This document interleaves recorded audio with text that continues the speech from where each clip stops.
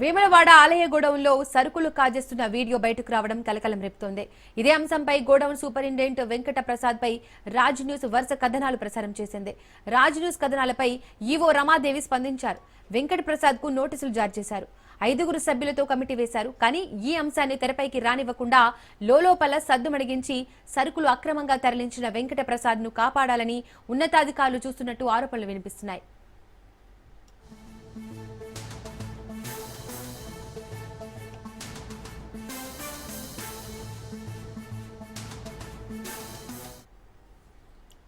వేములవాడ ఆలయ గోడౌన్లో సరుకులు కాజేస్తున్న వీడియో బయటకు రావడం కలకలం రేపుతోంది.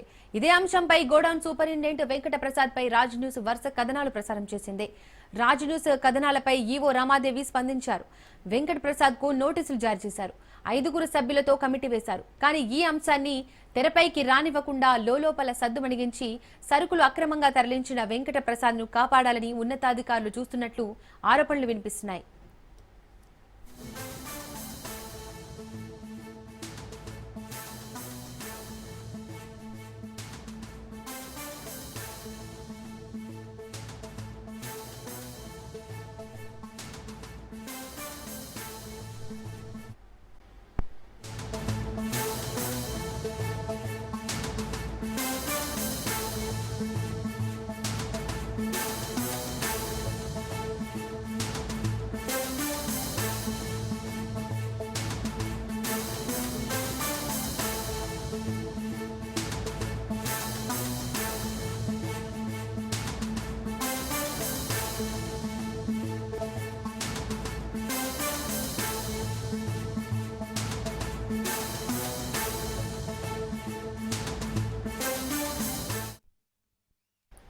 తెలంగాణ డీసీసీ అధ్యక్షుల ఎంపికపై హైకమాండ్ ఫోకస్ చేసింది. ముఖ్యమంత్రి రేవంత్ రెడ్డిని పీసీసీ చీఫ్ మహేష్ కుమార్ గౌడ్ ను ఢిల్లీకి పిలిపించిన హైకమాండ్ డీసీసీ అధ్యక్షుల ఎంపికపై తుది నిర్ణయం తీసుకునే అవకాశం ఉంది. ఇప్పటికే జిల్లాల నుంచి 3 చొప్పున పేర్లను జిల్లాల పరిశీలకులు ప్రతిపాదించి లిస్టులు పంపారు. అందులో సామాజిక వర్గాల సమతుల్యత పాటించేలా రాష్ట్రం యూనిట్ గా డీసీసీ అధ్యక్షుల నియామకం ఉండేలా హైకమాండ్ మొగ్గు చూపనున్నట్లు తెలుస్తోంది. కాంగ్రెస్ పార్టీకి తలనొప్పిగా మారిన బీసీ రిజర్వేషన్ల అంశాన్ని డీసీసీ అధ్యక్షుల నియామకంలోనూ అప్లై చేయాలని హైకమాండ్ ఆలోచిస్తున్నట్లు టాక్ వస్తోంది. మహిళా కోటా, మైనార్టీ కోటా కూడా ఫిల్ చేసేందుకు హైకమాండ్ కసరత్తు చేస్తున్నట్టు తెలుస్తోంది. ఇప్పటికే 3 ఏళ్లుగా డీసీసీ అధ్యక్షులుగా పనిచేస్తున్న వారిని మళ్లీ నియమించొద్దని హైకమాండ్ కండిషన్ పెట్టింది. ఉత్తర తెలంగాణలో కీలకమైన కరీంనగర్ డీసీసీ ఎంపిక కాంగ్రెస్ కు కత్తి మీద సాముల తయారైంది. డీసీసీల అంశానికి సంబంధించి హైకమాండ్ భేటీలో CM Revanth Reddy, PCC chief Mahesh Goud, AICC వ్యవహారాల incharge Meenakshi Natarajan, deputy CM Bhatti Vikramarka, మంత్రి ఉత్తమ్ కుమార్ రెడ్డి, ఏఐసీసీ కార్యదర్శి వంశీచంద్ రెడ్డి పాల్గొననున్నారు. మరో 5-6 రోజుల్లో డీసీసీ అధ్యక్షులను ప్రకటించే అవకాశం ఉంది.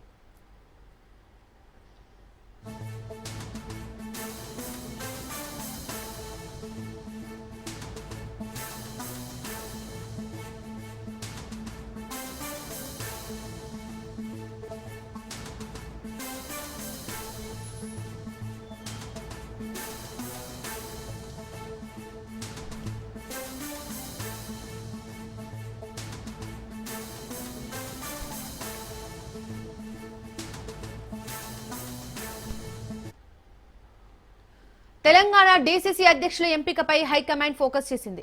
ముఖ్యమంత్రి రేవంత్ రెడ్డిని, పీసీసీ చీఫ్ మహేష్ కుమార్ గౌడ్ ను ఢిల్లీకి పిలిపించిన హైకమాండ్ డీసీసీ అధ్యక్షుల ఎంపికపై తుది నిర్ణయం తీసుకునే అవకాశం ఉంది. ఇప్పటికే జిల్లాల నుంచి 3 చొప్పున పేర్లను జిల్లాల పరిశీలకులు ప్రతిపాదించి లిస్టులో పంపారు. ఇందులో సామాజిక వర్గాల సమతుల్యత పాటించేలా రాష్ట్రం యూనిట్ గా డీసీసీ అధ్యక్షుల నియామకం ఉండేలా హైకమాండ్ మొగ్గు చూపనున్నట్లు తెలుస్తోంది. కాంగ్రెస్ పార్టీకి తలనొప్పిగా మారిన బీసీ రిజర్వేషన్ల అంశాన్ని డీసీసీ అధ్యక్షుల నియామకంలోనూ అప్లై చేయాలని హైకమాండ్ ఆలోచిస్తున్నట్లు టాక్ వస్తోంది. మహిళా కోటా, మైనార్టీ కోటా కూడా ఫిల్ చేసేందుకు హైకమాండ్ కసరత్తు చేస్తున్నట్లు తెలుస్తోంది. ఇప్పటికే 3 ఏళ్లుగా డీసీసీ అధ్యక్షులుగా పనిచేస్తున్న వారిని మళ్లీ నియమించొద్దని హైకమాండ్ కండిషన్ పెట్టింది. ఉత్తర తెలంగాణలో కీలకమైన కరీంనగర్ డీసీసీ ఎంపిక కాంగ్రెస్ కు కత్తి మీద సాములా తయారైంది. డీసీసీల అంశానికి సంబంధించి హైకమాండ్ భేటీలో CM Revanth Reddy, PCC chief Mahesh Goud, AICC వ్యవహారాల incharge Meenakshi Natarajan, deputy CM Bhatti Vikramarka, మంత్రి ఉత్తమ్ కుమార్ రెడ్డి, ఏఐసీసీ కార్యదర్శి వంశీచంద్ రెడ్డి పాల్గొననున్నారు. మరో 5-6 రోజుల్లో డీసీసీ అధ్యక్షులను ప్రకటించే అవకాశం ఉంది. ఇక దీనికి సంబంధించి మోర్ డీటెయిల్స్ మా ప్రతినిధి రాజు లైవ్ ద్వారా అందిస్తారు. రాజు. రైట్ దీపిక, ఇవాళ ఏఐసిసి కేంద్ర కార్యాలయం ఇందిరాభవన్లో, ఢిల్లీలోని ఇందిరాభవన్లో కీలక సమావేశం జరగబోతా ఉంది. ఈ సమావేశం ఏఐసిసి చీఫ్ మల్లికార్జున ఖర్గే అధ్యక్షతన ఈ యొక్క సమావేశం జరగబోతా ఉంది. ఈ సమావేశానికి తెలంగాణ సీఎం రేవంత్ రెడ్డితో పాటుగానే TPCC chief Mahesh Kumar Goud, deputy CM Bhatti Vikramarka, AICC Telangana రాష్ట్ర వ్యవహారాల ఇన్ఛార్జిగా ఉన్నటువంటి మీనాక్షి నటరాజన్తో పాటుగా మంత్రి ఉత్తమ్ కుమార్ రెడ్డి, ఏఐసిసి కార్యదర్శిగా ఉన్నటువంటి వంశీచంద్ రెడ్డిలు కూడా ఇందులో ఈ సమావేశంలో పార్టిసిపేట్ చేస్తారు. ప్రధానంగా ఇటీవలనే డిసిసి అధ్యక్షుల నియామకానికి సంబంధించి ఏఐసిసి ఒక కీలక కమిటీలను వేసింది. అందుకు సంబంధించి కూడా ఏఐసిసి అబ్జర్వర్లను దాదాపు 22 మందిని తెలంగాణకు పంపినటువంటి పరిస్థితి ఉంది.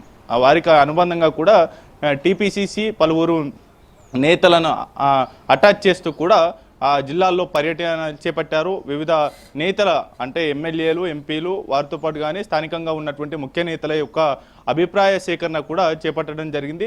డిస్టిక్ కాంగ్రెస్ కమిటీ అధ్యక్షులుగా ఎవరిని ఎన్నుకుంటే బాగుంటుంది, పార్టీ బలోపేతంతో పాటు కానీ ప్రజల్లో అటు ప్రభుత్వం అందిస్తున్నటువంటి సంక్షేమాభివృద్ధి పథకాలను విస్తృతంగా ప్రచారం చేయడంతో పాటు కానీ వచ్చే అసెంబ్లీ ఎన్నికల నాటికి పార్టీ మరింత స్ట్రెంథెన్ చేయడానికి ఈ యొక్క డిసిసి నియామకాలు చేపట్టాలనేటటువంటి భావనలో ఏఐసిసి ఉంది. అందుకు సంబంధించి కూడా కీలకమైనటువంటి గతంలో ఉన్నటువంటి సాంప్రదాయం కాకుండా కీలకంగా ఇప్పుడు డిసిసి అధ్యక్షుల నియామకం చేపట్టాలి. వారికి కీలకమైనటువంటి బాధ్యతలు ఆ జిల్లా పరిధిలో ఉన్నటువంటి అసెంబ్లీ నియోజకవర్గాలు, అంతేకాకుండా పార్లమెంటు నియోజకవర్గ అభ్యర్థులను ఎన్నుకునేటటువంటి ఎంపిక చేసేటటువంటి కీలకమైనటువంటి ఎవరైతే ఎమ్మెల్యేలుగా ఆశావాహులు ఉన్నారో వారిని ఎంపిక చేసే, బలమైన నేతలను ఎంపిక చేసే అవకాశం కూడా వారికి బాధ్యతలు కట్టబెట్టాలనేటటువంటి యోచనలో ఏఐసిసి ఉన్నట్టు తెలుస్తూ ఉంది. అందుకు సంబంధించి కూడా ఈ డిసిసి అధ్యక్షుల నియామకం అయితే కీలకంగా జరగబోతా ఉంది. ఈ యొక్క అంశానికి సంబంధించి పూర్తి స్థాయిలో ఈ యొక్క డిసిసి నియామకాలకు సంబంధించి తుది దశకు కసరత్తు చేరింది. అందులో భాగంగానే తెలంగాణకు చెందినటువంటి కీలక నేతల అభిప్రాయాలు, సూచనలు కూడా ఈ యొక్క ఇప్పటి వరకు వివిధ జిల్లాల్లో పర్యటించినటువంటి ఏఐసిసి అబ్జర్వర్లకు ఆయా జిల్లాలకు చెందినటువంటి కీలక నేతలు తమకు అవకాశం కల్పించాలనేటటువంటి వినతి పత్రాలను కూడా అందజేసినటువంటి పరిస్థితి అయితే ఉంది. ఆ యొక్క ప్రతిపాదనల అన్నిటినీ జోడించి పూర్తి స్థాయిలో సామాజిక సమీకరణాలు, అంతేకాకుండా వివిధ నాయకుల ఆయా జన ప్రాబల్యం ఉన్నటువంటి నేతలు కావచ్చు, జన ఆదరణ ఉన్నటువంటి నేతలు ఎవరైతే ఉన్నారో అనేది ఒక్కో జిల్లాకు 5 నుంచి 6 పేర్లను ఏఐసిసికి అబ్జర్వర్లు ప్రతిపాదించారు. వాటిపైన కూడా తెలంగాణ కాంగ్రెస్ ముఖ్య నేతల అభిప్రాయం తీసుకొని ఈ యొక్క డిసిసి ఎంపిక జరగబోతా ఉంది. ఇవాళ ముఖ్య నేతల అభిప్రాయ సేకరణ అనంతరం ఈ నెల చివరి వారంలో లేదంటే వచ్చే నెల మొదటి వారంలో ఈ యొక్క డిసిసి అధ్యక్షుల నియామకం చేపట్టబోతా ఉంది. అయితే తెలంగాణ రాష్ట్ర వ్యాప్తంగా కాంగ్రెస్ పార్టీ ఈ యొక్క పార్టీ సౌలభ్యం కోసం 35 జిల్లాలుగా విభజించింది. అందులో మున్సిపల్ కార్పొరేషన్లుగా 4 కేంద్రాలను కూడా విభజించినటువంటి పరిస్థితి ఉంది. ఓవరాల్గా ఈ యొక్క పట్టణ జిల్లా అధ్యక్షులకు సంబంధించి 39 మంది డిసిసి అధ్యక్షులను ఎన్నుకోబోతా ఉన్నారు. వీరికి సంబంధించినటువంటి అభిప్రాయ సేకరణ ఇవాళ టీ కాంగ్రెస్ ముఖ్య నేతల నుంచి ఏఐసిసి తీసుకోబోతా ఉంది. దీని తర్వాత కూడా పలు కీలక అంశాలు రాష్ట్రంలో పరిపాలనకు సంబంధించి, మరోవైపు ప్రస్తుత తెలంగాణ రాజకీయాల గురించి ఏఐసిసి పెద్దలకు సీఎంతో పాటు తెలంగాణ ముఖ్య నేతలు వివరించేటటువంటి ఛాన్స్ అయితే కనిపిస్తూ ఉంది. Right Raju, thank you.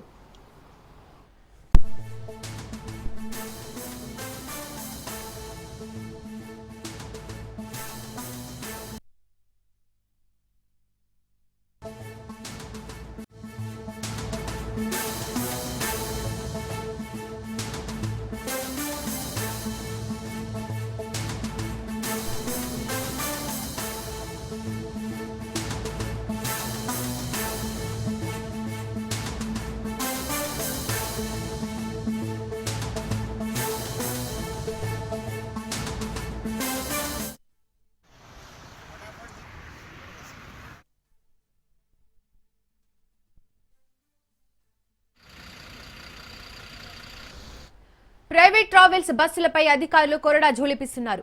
ప్రమాణాలు పాటించని బస్సులకు నోటీసులు ఇస్తున్నారు. లైసెన్స్ ఎక్స్పైరీ అయిన బస్సులను నిలిపివేస్తున్నారు.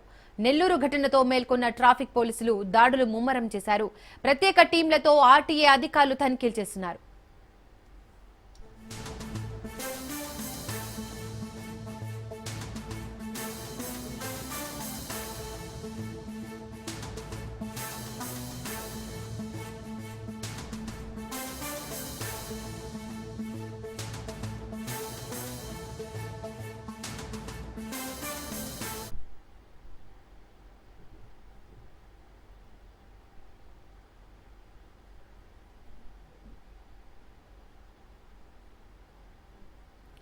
ప్రైవేట్ ట్రావెల్స్ బస్సులపై అధికారులు కొరడా జులిపిస్తున్నారు. ప్రమాణాలు పాటించని బస్సులకు నోటీసులు ఇస్తున్నారు.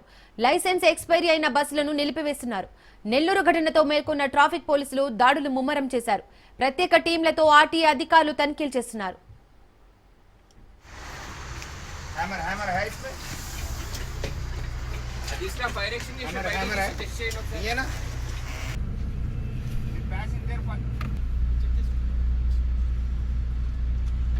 ఎమర్జెన్సీ డోర్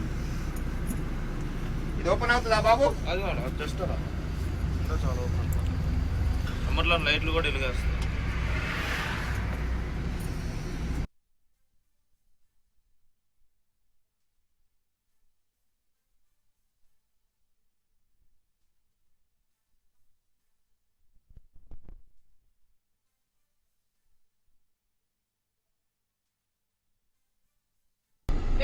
అవి ఎక్కడ అనేది వాళ్ళకి ఎలా తెలుస్తుంది? అంత ఇదిలో వాళ్ళు అక్కడికే వెళ్ళి కొట్టుకోవాలని తెలియదు కదా.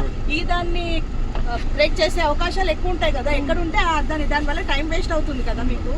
వాళ్ళకి ఏమైతే వెహికల్లో ఎక్కగానే ఇప్పుడు మనం ఫ్లైట్లలో ఎట్లయితే ఎక్కినప్పుడు మీరు వాళ్ళందరూ చెప్తారు కదా సేఫ్టీ రూల్స్, ఇది అయితే పారాషూట్ ఎక్కి వెళ్ళాలి, ఈ ప్రాబ్లం వస్తే. అట్లనే మీరు ఎమర్జెన్సీ ఏదైనా ప్రాబ్లం వచ్చినప్పుడు డోర్ ఓపెన్ అవ్వని పరిస్థితి నిన్న జరిగిన తర్వాత అయినా మీరు డైలీ ఇక్కడ నించొని వాళ్ళకి చెప్పాలి, ఇది ఎమర్జెన్సీ ఎగ్జిట్, దీని దగ్గర హ్యామర్ ఇక్కడ ఉంటుంది, ఇది ఎట్లా తీయాలి, మినిమం వాళ్ళకి తెలియాలి కదా. మేము డిపార్ట్మెంట్ మాకు ఒక ఐడియా ఉంటుంది. ప్యాసింజర్లు ఇందాక ఇంకొక డ్రైవర్, మీ డబుల్ డ్రైవర్ చెప్తున్నాడు అక్కడ రాసి ఉంటుందని. అందరూ చదువుకున్న వాళ్ళు ఉన్నారు కదా, మీరు చెప్పాలి తెలుగు హిందీ, లేకపోతే అనౌన్స్మెంట్ పెట్టేయాలి సేమ్ ఫ్లైట్స్లలో లాగా. ఈ సెకండ్ సీట్ దగ్గర రెండో సీట్ దగ్గర ఉంటుంది అంటే వాళ్ళు అక్కడికి వెళ్తారు. అవునా కదా అండి? నిన్న జరిగిన తర్వాత ఇప్పుడు అందరు ప్యాసింజర్లు అడిగిన ఎక్కడ ఉంది ఎమర్జెన్సీ, వాళ్ళు అది కొట్టుకుంటే టైం అంతా వెయిట్ చేసుకుంటారా కాదా? ఎవ్రీ సీట్ దగ్గర అయితే ఉండదు కదా, అనౌన్స్ చేయాలి, చెప్పాలి. ఇప్పుడు హ్యామర్ ఉంటుంది, ఆ హ్యామర్ తోనే పగులుతుంది. ఆ హ్యామర్ ఎట్లా తీయాలి, ఎట్లా తెలుస్తుంది వాళ్ళకి? మినిమం మీరు చెప్పాలా. ఏడీజీ హైదరాబాద్ గారి ఆదేశానుసారం మనకు హైదరాబాద్ సిటీకి ఏదైతే హైవేస్ వస్తాయో ఇన్కమింగ్ లో అన్ని చోట్ల కూడా టీమ్స్ తనిఖీలు జరుపుతున్నారు. ఇందులో భాగంగా మేము మా టీంతో ఇక్కడ ఆరంగర్ దగ్గర తనిఖీలు నిర్వహించాము.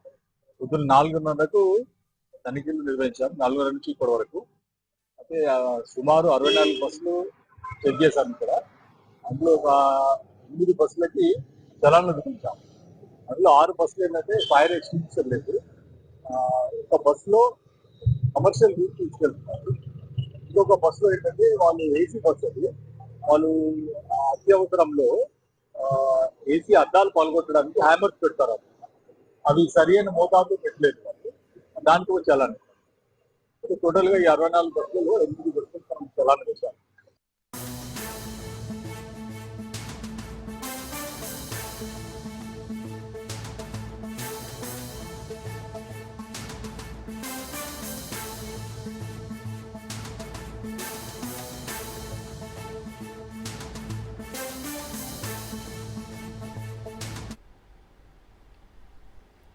కర్నూలు బస్సు ప్రమాదానికి కారణమైన biker CC footage లభ్యమైంది.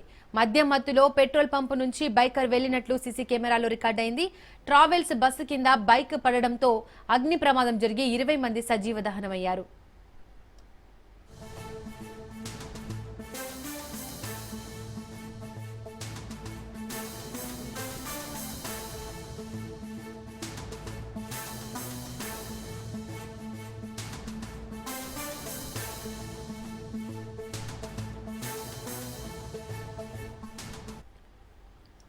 Kurnool bus ప్రమాదానికి కారణమైన బైకర్ సీసీ ఫుటేజ్ లభ్యమైంది. మద్యం మత్తులో పెట్రోల్ పంపు నుంచి బైకర్ వెళ్లినట్లు సీసీ కెమెరాలో రికార్డైంది. ట్రావెల్స్ బస్సు కింద బైక్ పడడంతో అగ్ని ప్రమాదం జరిగి 20 మంది సజీవ దహనమయ్యారు.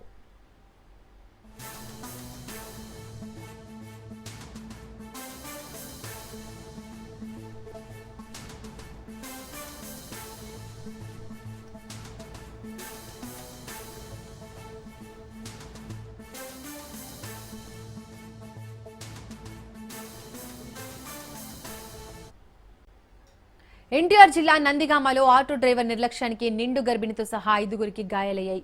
చందాపురం రోడ్డు అయ్యప్ప స్వామి గుడి వద్ద డ్రైవర్ నిర్లక్ష్యానికి ఆటో అదుపు తప్పి డివైడర్ను ఢీకొని బోల్తా పడింది. ఆటోలో 11 మంది ప్రయాణికులు ఉండగా అందులో 6గురికి గాయాలయ్యాయి. గాయాలైన వారిని నందిగామ ప్రభుత్వ ఆసుపత్రికి తరలించారు. ఆటో నందిగామ పట్టణం నుంచి చందర్లపాడు మండలం చింతలపాడు వెళ్తుండగా ప్రమాదం జరిగింది. ఘటనా స్థలానికి చేరుకున్న పోలీసులు దర్యాప్తు చేపట్టారు.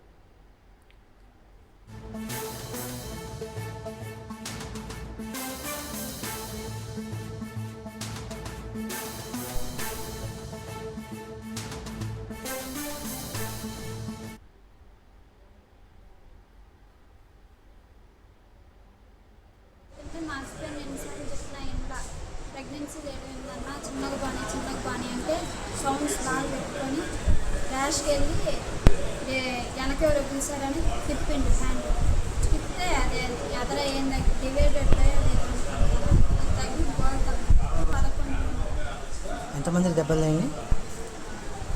6గురికి చింతలపాడు. ఆయన చింతలపాడు ఒక ఆయన మా నాన్న, ఒక ఆయన మా హస్బెండ్, నేను ఇంకా ఆటో అతను వేరే ఆయన విజయవాడ.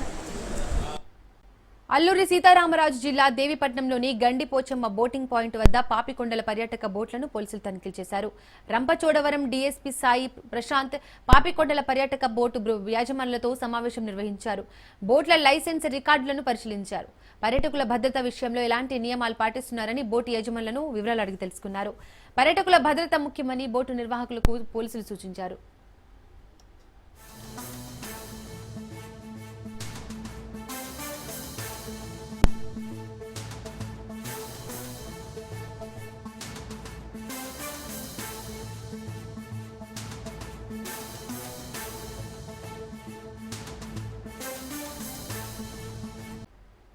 మద్యం దుకాణాల కేటాయింపు నిబంధనలను రూపొందించి వాటిని ఉల్లంఘించడం ఏమిటని ప్రభుత్వాన్ని హైకోర్టు ప్రశ్నించింది. ప్రభుత్వం ఇష్టానుసారం వ్యవహరించడం కుదరదని, నిబంధనల ప్రకారమే వెళ్లాల్సి ఉంటుందని పేర్కొంది. మద్యం దుకాణాల దరఖాస్తుల స్వీకరణ గడువు పొడిగించడానికి ఉన్న చట్టబద్ధత ఏమిటో చెప్పాలంది. చట్టబద్ధత లేకుండా గడువు పొడిగింపు జరిగినట్లయితే దుకాణాల కేటాయింపు ప్రక్రియను నిలిపివేస్తూ మధ్యంతర ఉత్తర్వులు జారీ చేయాల్సి ఉంటుందని తేల్చి చెప్పింది. ఈ నెల 18 వరకు స్వీకరించిన దరఖాస్తుల ఆధారంగా దుకాణాల కేటాయింపు ప్రక్రియ కొనసాగించవచ్చని తెలిపింది.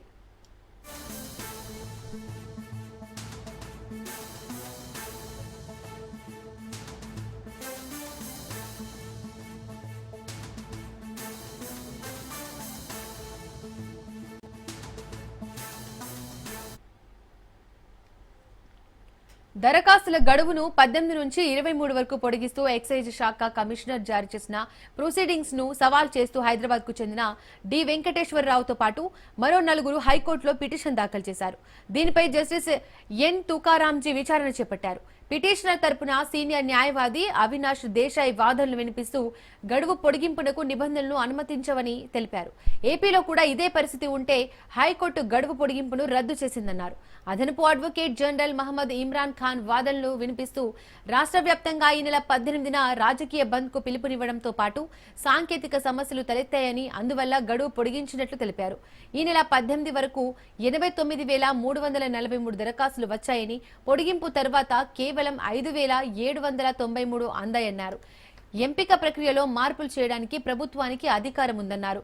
ఒక్కరోజు గడువు ఇస్తే సుప్రీంకోర్టు తీర్పులతో సహా ప్రభుత్వ వివరణను ఇస్తామనడంతో న్యాయమూర్తి అనుమతిస్తూ విచారణను ఈ రోజుకు వాయిదా వేశారు.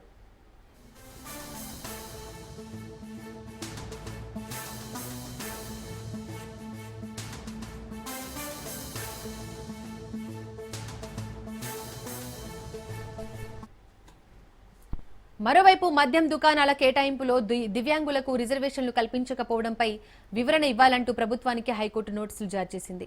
యాదాద్రి భువనగిరి జిల్లాకు చెందిన శ్రీనివాస్ హైకోర్టులో పిటిషన్ దాఖలు చేశారు. పిటిషన్పై తేలేదాకా కేటాయింపు ప్రక్రియపై స్టే ఇవ్వాలని పిటిషనర్ న్యాయవాదిని కోరారు.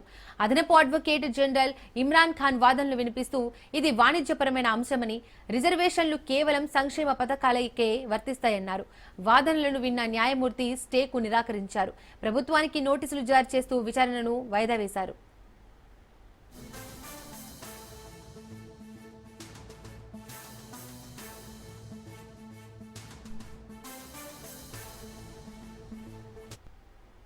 తెలంగాణ కాంగ్రెస్ లో ఏం జరుగుతోంది, రేవంత్ రెడ్డి సర్కార్లో ఏం జరుగుతోంది మాకు తెలియాలి అంటోంది ఢిల్లీలోని కాంగ్రెస్ హైకమాండ్. కేబినెట్ పై అవినీతి ఆరోపణలు, మంత్రుల పరస్పర విమర్శలు, పొలిటికల్ రచ్చలో సీఎం రేవంత్ సహా మంత్రుల కుటుంబ సభ్యుల జోక్యం ఆరోపణలపై కాంగ్రెస్ హైకమాండ్ సీరియస్ అయినట్లు తెలుస్తోంది. సర్కార్ సారథి రేవంత్ రెడ్డి, పార్టీ సారథి Mahesh Kumar Goud, deputy CM Bhatti Vikramarka, senior మంత్రి ఉత్తమ్ కుమార్ రెడ్డి, ఇతర సీనియర్ నేతలను ఢిల్లీకి పిలిపించిన అధిష్టానం కాంగ్రెస్ కోట్లాటపై వివరణ తీసుకునే అవకాశం ఉందనే పొలిటికల్ లీకులు వస్తున్నాయి. అటవీ శాఖ టెండర్లతో మొదలైన మంత్రుల పంచాయతీలపై విపక్షాలు రాష్ట్రంలో గన్ కల్చర్ విస్తరించిందనే విమర్శలు గుప్పిస్తున్నారు. ఈ వ్యవహారంలో మంత్రి కొండ సురేఖ వర్సెస్ పొంగులేటి ఇష్యూలో ఆఫ్ ది రికార్డ్ గా సీఎం రేవంత్ రెడ్డి కుటుంబ సభ్యులు, అనుచరుల పేర్లు, ఉత్తమ్ కుమార్ రెడ్డి నియోజకవర్గంలో జరిగిన గొడవపై ఆయన నోరు విప్పాలనే డిమాండ్స్ వస్తున్నాయి. ఐఏఎస్ అధికారి రిజ్వీ రాజీనామా వ్యవహారంపై సీఎం రేవంత్ రెడ్డి కుటుంబ సభ్యుల పేర్లు, మంత్రి జూపల్లి కుటుంబ సభ్యుల పేర్లు తెరపైకి వచ్చి పొలిటికల్ దుమారం చెలరేగుతోంది. అంతకుముందు మంత్రి పొన్నం ప్రభాకర్ వర్సెస్ అడ్లూరి లక్ష్మణ్, మినిస్టర్లు వివేక్ లక్ష్మణ్ మధ్య సామాజిక వర్గాల చిన్న చూపు issue, junior senior war Congress ను బద్నాం చేసిందే. ఇలా పాలనా పరంగా, పార్టీ పరంగా, సామాజిక వర్గాల పరంగా అంతర్గత సంఘర్షణలపై హైకమాండ్ ఫోకస్ చేసినట్టు తెలుస్తోంది. రాష్ట్రంలో పెద్దరికం చేస్తున్న నేతలను పిలిచి మాట్లాడి మందలించే అవకాశం ఉందని టాక్ వస్తోంది.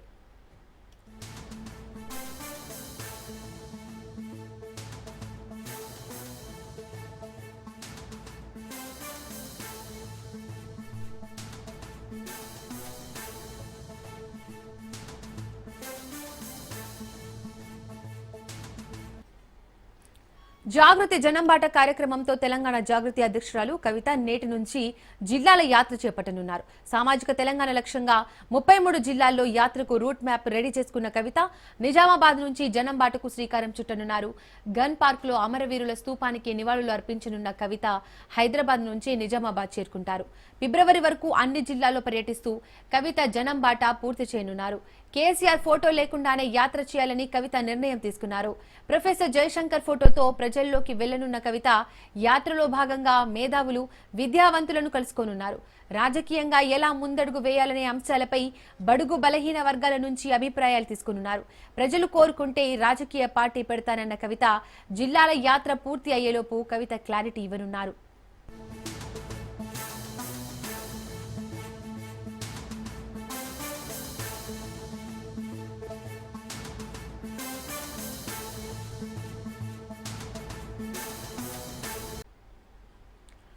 మెంతా తుఫాన్ దూసుకొస్తోంది. ఆంధ్రప్రదేశ్ కు ముప్పు పొంచి ఉంది. ఏపీలో ఏదో ఓ చోట తీరం దాటే అవకాశం ఉంది.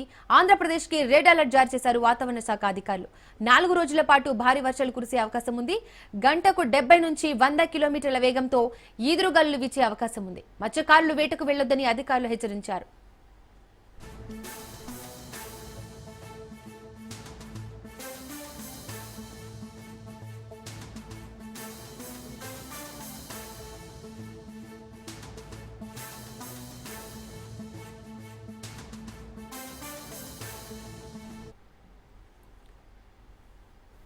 మెంతా తుఫాన్ దూసుకొస్తోంది. ఆంధ్రప్రదేశ్ కు ముప్పు పొంచి ఉంది. ఏపీలో ఏదో ఓ చోట తీరం దాటే అవకాశం ఉంది. ఆంధ్రప్రదేశ్ కి రెడ్ అలర్ట్ జారీ చేశారు వాతావరణ శాఖ అధికారులు. 4 రోజుల పాటు భారీ వర్షాలు కురిసే అవకాశం ఉంది. గంటకు 70 నుంచి 100 కిలోమీటర్ల వేగంతో ఈదురుగాలులు వీచే అవకాశం ఉంది. మత్స్యకారులు వేటకు వెళ్లొద్దని అధికారులు హెచ్చరించారు.